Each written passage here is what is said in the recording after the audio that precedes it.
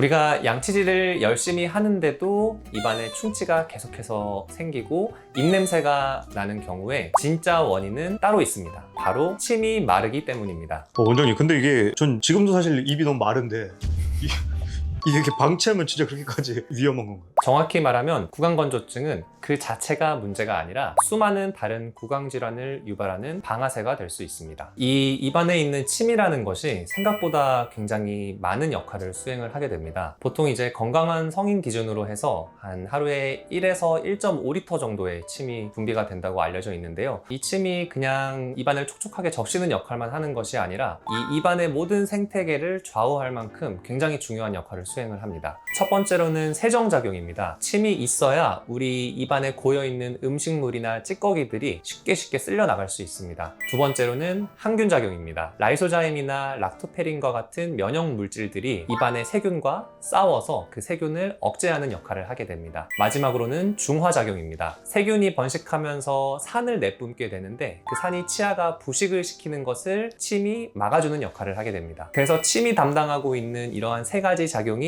모두 없어지는 환경이 됐을 때 정말 충치가 갑자기 모든 치아에 다 생긴다거나 혹은 입에서 입냄새가 심하게 난다거나 하는 등의 문제점들이 발생할 수 있습니다. 원장님, 그러면 그 침 역할이 참 중요한 건 알겠고, 제가 떠오르는 방법은 뭐 물 많이 마시기 이 정도인데 혹시 뭐 하면 안 되는 습관 같은 게 있을까요? 우리가 흔히 입안을 상쾌하게 관리하기 위해서 하는 습관 중에서 침이 분비되는 것을 많이 억제시키는 치명적인 습관이 한 가지 있습니다. 바로 알코올이 들어간 구강청결제를 사용하는 습관입니다. 이 구강청결제 안에는 여러 가지 성분이 포함이 되어 있는데 그 중에서 입안을 조금 화하게 만들거나 좀 상쾌한 느낌을 주기 위해서 알코올을 첨가를 하는 경우가 많이 있습니다. 근데 이 알코올은 증발을 하면서 입안에 있는 수분을 많이 빼앗아 가기 때문에 오히려 입안이 더 바짝바짝 마르고 또 충치를 예방하기 위해서 구강청결제를 하는 건데 오히려 충치가 더 많이 생기는 원인이 되기도 합니다. 따라서 구강건조증이 있으시거나 입안이 좀 마르시는 분들은 구강청결제 사용하실 때 뒷면에 있는 성분표에서 무알콜, 논알콜이라고 되어 있는 제품을 선택하시는 것이 좋습니다. 원장님, 저도 이제 맨날 치카치카 하고 각을 맨날 했었는데 그래서 제 입이 자주 말랐던 거네요. 그러면 이게 안 좋은 습관이면 꼭 해야 되는 좋은 습관들도 있을 것 같거든요. 네, 이제 이 부분부터가 핵심인데요. 입안에 마른 침을 다시 잘 나오고 입안 환경을 좋게 만들어주기 위해서는 총 두 가지가 필요합니다. 첫 번째는 직접 보습입니다. 물을 평소에 자주자주 마셔주시는 것이 굉장히 중요합니다.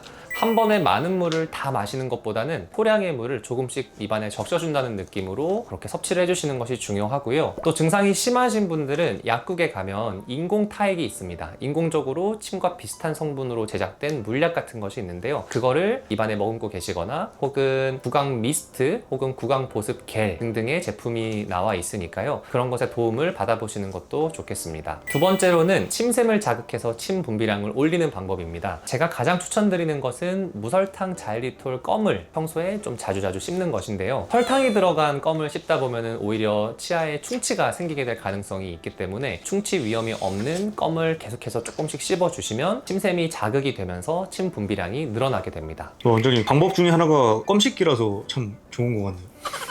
근데 원장님, 이걸로도 해결이 안 되시는 분들이 있을 것 같은데 이런 분들은 어떤 질병을 의심할 수도 있는 거 아닐까요? 굉장히 예리한 질문입니다. 만약에 알려드린 방법으로도 현상의 개선이 없다면 이것은 단순한 습관의 문제가 아닐 수 있습니다. 이때는 전신 질환이나 복용 약물을 의심을 한번 해봐야 되는데요. 대표적으로 고혈압약이나 아니면 항히스타민제 혹은 항우울제를 복용하고 계시는 분들은 그 부작용으로 인해서 구강건조증이 발생하는 경우가 있습니다. 또한 당뇨나 혹은 쇼그렌 증후군 등의 전신 질환의 경우에도 초기 증상 중에 하나가 입안이 바짝바짝 마르는 증상이 있습니다. 따라서 물을 충분히 마시고 껌도 자주 씹는데도 불구하고 계속해서 입이 마르신다면 가까운 치과나 내과에 방문을 하셔서 증상을 한번 체크를 해봐야 합니다. 입안의 가뭄이 내 몸 전체의 건강 상태를 알려주는 굉장히 중요한 지표가 될 수 있기 때문입니다. 오늘의 결론입니다. 구강건조증은 단순한 불편함이 아니라 내 몸의 면역 체계가 무너지고 있다는 굉장히 좋지 않은 신호입니다. 침이 마르면서 충치나 잇몸병 등등의 많은 구강 질환이 많이 유발이 되는 것을 이제 아셨을 겁니다. 그래서 건조한 구강을 관리하는 핵심적인 방법들을 다시 한번 정리를 해드리겠습니다.